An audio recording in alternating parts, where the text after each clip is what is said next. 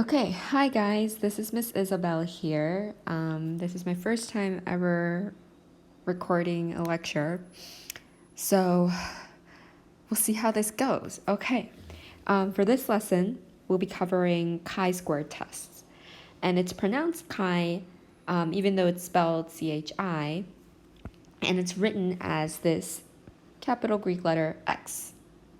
Okay, so the chi-square test is really important, not just in AP biology, but also in the sciences in general, because it's a really good statistical measure to determine how meaningful your data is.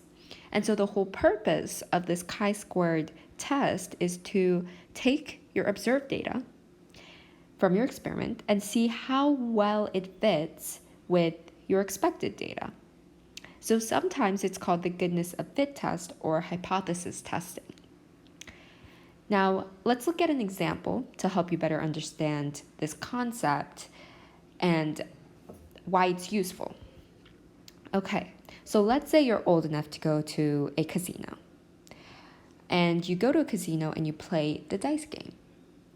Now, we would normally expect that the probability of getting any of the sides of a dice is equal. So if you have 1, 2, 3, 4, 5, 6, all of them are going to have a 1 out of 6 probability of showing. But at the casino, you continue to lose and you feel like this dice is unfair. Or you feel like there's some other factor that's contributing to an uneven proportion of the sides. So you did a test. Let's say you rolled the dice 204 times to see how many times each side showed. Now, before we look at our observed data, let's look at our expected data. So, as we mentioned before, we would expect the dice to have 1 out of 6 probability for each side. So 204 times 1 out of 6 is 34. So we would expect that each side would be shown 34 times if we roll the dice 204 times. But this was your observation. These numbers were your observation, and there is a deviance from your expected, right? So now we would do the chi-square test to see if this deviation between the observed data and the expected data is due to chance or if the dice really is unfair. So let's take a look. Now, these are the 5 steps that you should go through when doing a hypothesis test. First, you should state the null hypothesis and the alternative hypothesis, and choose the level of significance, find the critical value, do the test, and then draw your conclusion. Now let's look at what each of these mean. So your null hypothesis will always be the same in a chi-square test. It will be that any deviation of the observed data from the expected data is due to chance. So if you saw that there was any difference between what you expected and what you observed, your null hypothesis is that that is due to chance. So that there really is no difference from the expected. And so your alternative hypothesis would be that it's not due to chance.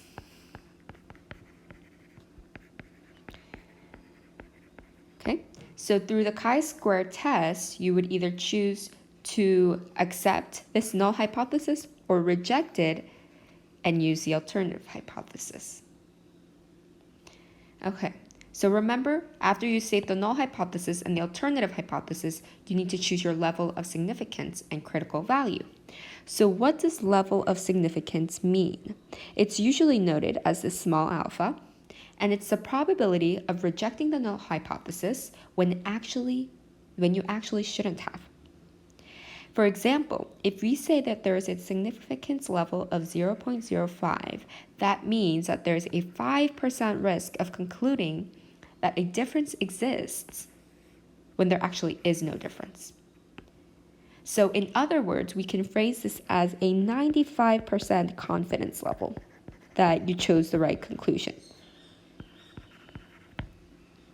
And usually the researcher chooses which level of significance they want. And this 0.05 is kind of the norm, but if you want to have more confidence in your conclusion, you would choose something smaller, as in 0.01 or sometimes 0.025. But anything higher than this number would kind of be meaningless, because that means that your conclusion sort of has less power. Okay? So in a chi-square distribution chart, it sort of looks like this. And this shaded area is the area above the 5%.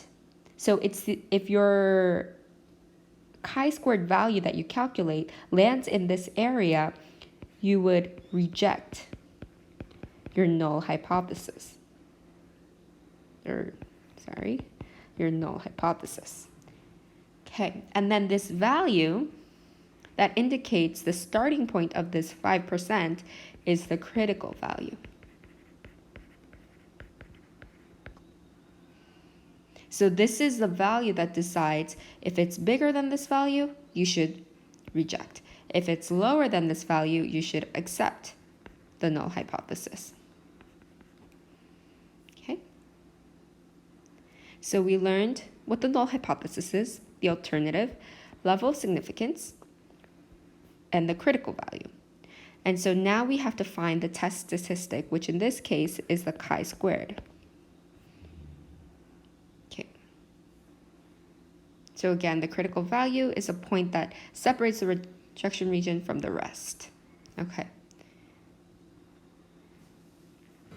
So the test statistic, which is in this case our chi-squared, is calculated like this. And this is sort of in words, but in a mathematical equation, we would write it like this. The sum of the observed value minus the expected value squared over the expected value. So we would calculate this for every value that we have and then sum it all up. And that would be our chi-squared value.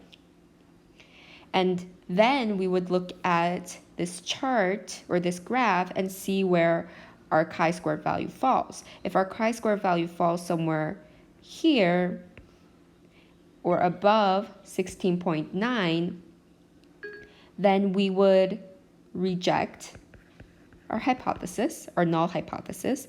But if our chi-squared value falls anywhere under 16.9 or the critical value, we would accept our hypothesis.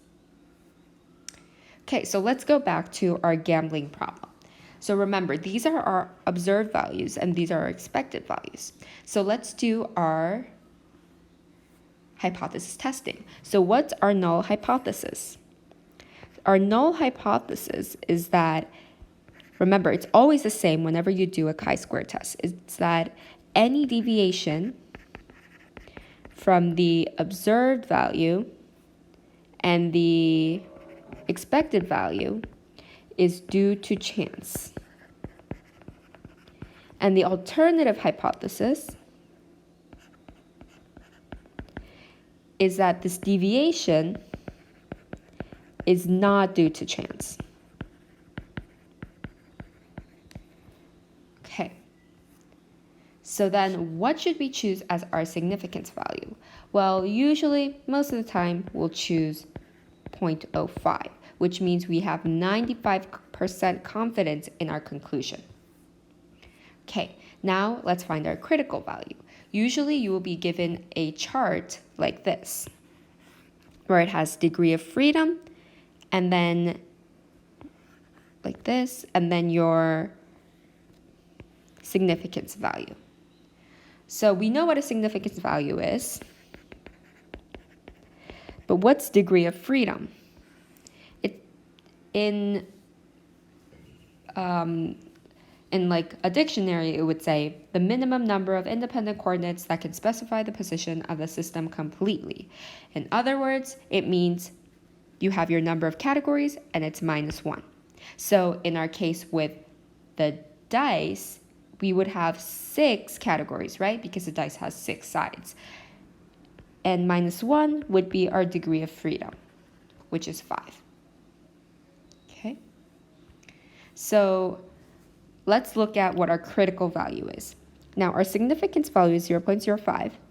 Our degree of freedom is 5. So the value that meets here would be our critical value.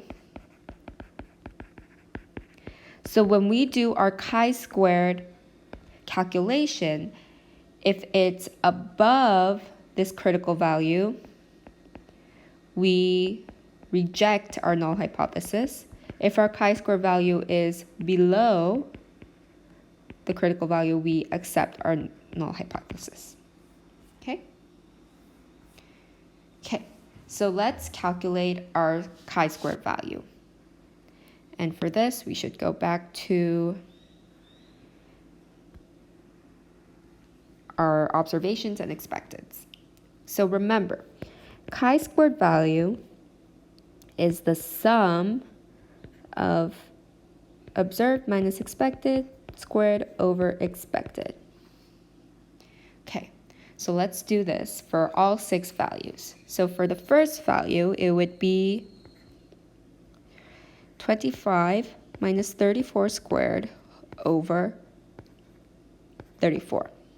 And then the second, 20 minus 34 squared over 34. Third, 44 minus 34 squared over 34. Fourth, 39 minus 34 squared over 34. And then the fifth, 37 minus 34 squared over 34. And the sixth would be 39 minus 34 squared over 34. Okay, so I came back with all these calculations and we get a 12.82. So that's our chi-square value. So let's go back to our critical value. Now our critical value was 11.07. So 11.07 is our critical value. But our chi-squared was 12.82. 12.82. So our chi-squared value is greater than our critical value. And what does that mean? It means we have to reject the null hypothesis because it's greater. So that means the dice that we were looking at really wasn't fair. So the deviance that we observed was not due to chance, but there was some other factor that was creating that difference. Hope that was understandable. So let's try a more complicated scenario. So this is called a contingency graph, where you have more categories that are dependent, that may or may not be dependent on each other.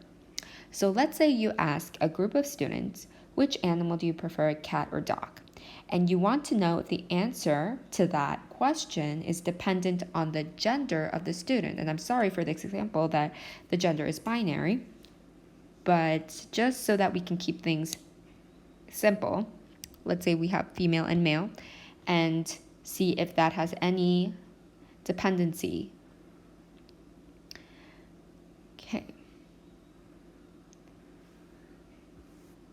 So in a chi-square test with contingency tables, there are some requirements that should be fulfilled. First of all, it's only for categorical data, not numerical data. For instance, you can't do it for height because there's too much variation. You can only do it for things with concrete categories.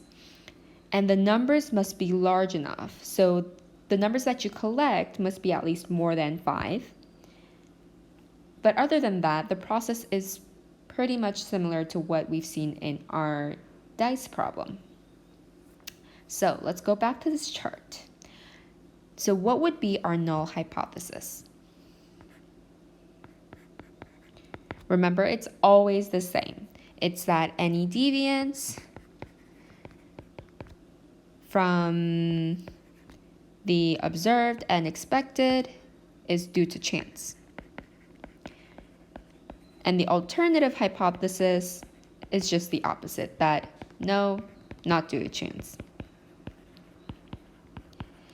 And remember, we usually want our significance value of 0.05.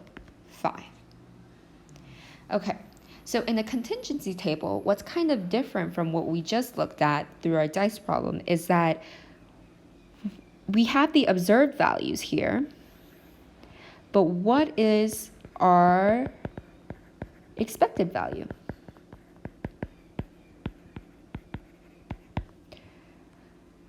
Well, here's how we calculate it. Okay, you would make a new row here, or a new column, I'm sorry, and then a new row here that calculates the total. So here it would be 231 plus 207. Here 282 plus 242. Here 231 plus 282. And here 207 plus 242. And then here we would write the grand total, which would either be the same either way. Okay, and here we have all of the totals and the grand total. Now we also need to calculate the degree of freedom. And remember, in the previous problem with the dice, it was just the number of categories minus 1. Here, it's the number of rows minus 1 times the number of columns minus 1. So we have 2 rows, and we minus 1, times we have 2 columns, so 2 minus 1. And that would be 1 times 1, which equals 1. So that would be our degree of freedom. Okay, so for our expected values, we still haven't calculated them yet. We just got the totals. So let's see what we have to do. Okay, so for each cell, what we have to do is multiply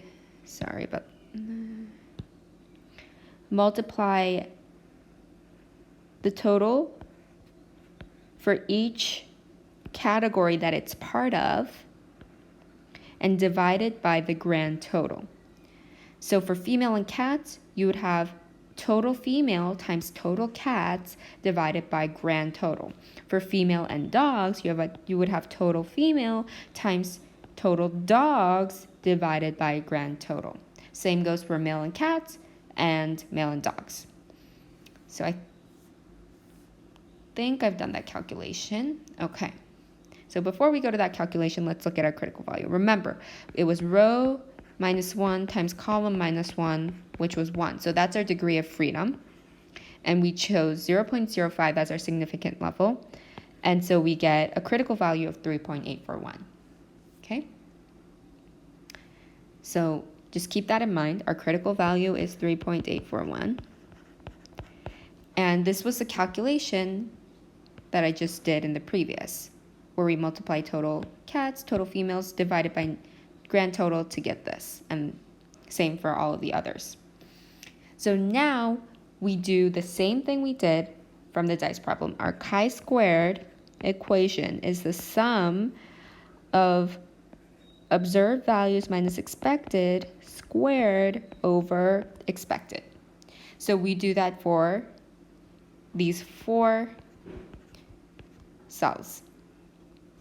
So it would be 231 minus 233.6 squared over 233.6. That was for females who answered cats. And then females who answered dogs, 282 minus 279.4 squared over 279.4. And then same for male who answered cats, 207 minus 204.4 squared over 204.4 squared. And then finally, males who answered dogs, 242 minus 244.6 squared over 244.6. Our chi-squared value ends up being 0.114. So comparing that to our critical value, 3.841, it's less than our critical value, right? So that means that we should accept our null hypothesis. So that means that there is no difference between gender in choosing either cats or dogs. So I hope that makes a lot of sense. And that now after this, you will be working on a mini lab that helps you further understand chi-square tests. And that should be on the next slides.